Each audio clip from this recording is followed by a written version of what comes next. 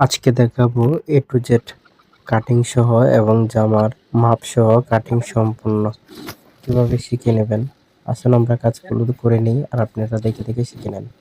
আমরা প্রথমে মাপগুলো নিয়ে নিচ্ছি, ঠিক এই নিয়মে মাপ নেবেন, তাহলে আর কখনো সমস্যা হবে না।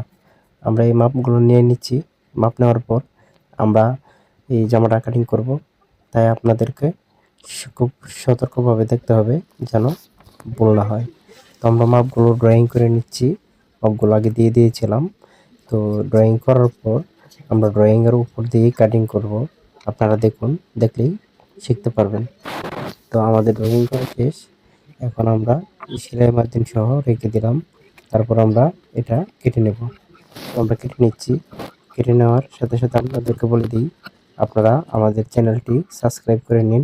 আর ফেসবুক থেকে দেখলে ফেসবুকটাকে আমাদের ফলো করে নিন এবং কমেন্ট করে জানাবেন কেমন হলো, এবং আপনাদের শেখার কোনো আগ্রহ থাকলে অবশ্যই জানাবেন কোন জায়গায় আপনাদের শিখতে অসুবিধা হচ্ছে।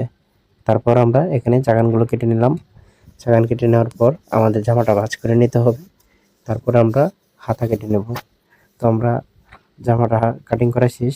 একটু আরমোলটাকে সুন্দর করে চেড়ে নিতে হবে যেন আরমোলটা খুব সুন্দর হয়।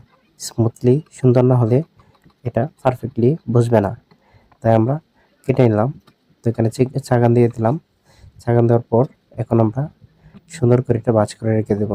তারপর আমরা এখন হাতা কেটে নেব। তো আমরা হাতাটাকে সুন্দর করে ভাঁজ করে নিলাম। ভাঁজ করে নেওয়ার পর আমরা এটা চক দিয়ে দাগ দিয়ে দেব। তো আমরা সর্বপ্রথম বাঙ্গার কাপড়টুকু বাকি রেখে এখন লম্বর মাপ নিচ্ছি। লম্বর মাপ নেওয়ার পর 4 ইঞ্চি একটি দাগ দিয়ে দিচ্ছি। 4 ইঞ্চির পর এখানে আমরা 7.5 ইঞ্চি দাগ দিয়ে দিচ্ছি। তারপর এখানে হাতার মুখের মাপটুকু নিয়ে নিচ্ছি। তারপর আমরা এটা শেপ কাট দিয়ে সুন্দর করে দাগ দিয়ে দিচ্ছি আর কেচি দিয়ে কেটে নিলাম। কেটে নেওয়ার পর আমরা এটা সুন্দর করে শেপটা দিয়ে দেব। শেপ দেওয়ার পর আমাদের কাজটুকু শেষ। এখন আপনারা কমেন্ট করে জানান যে কোন জায়গায় আপনাদের বুঝতে অসুবিধা হচ্ছে, আর আমরা খুব সহজে আপনাদেরকে বুঝিয়ে দেওয়ার জন্য প্রস্তুত আছি। কমেন্ট করুন এবং লাইক, কমেন্ট, শেয়ার করে দিন। আল্লাহ হাফেজ।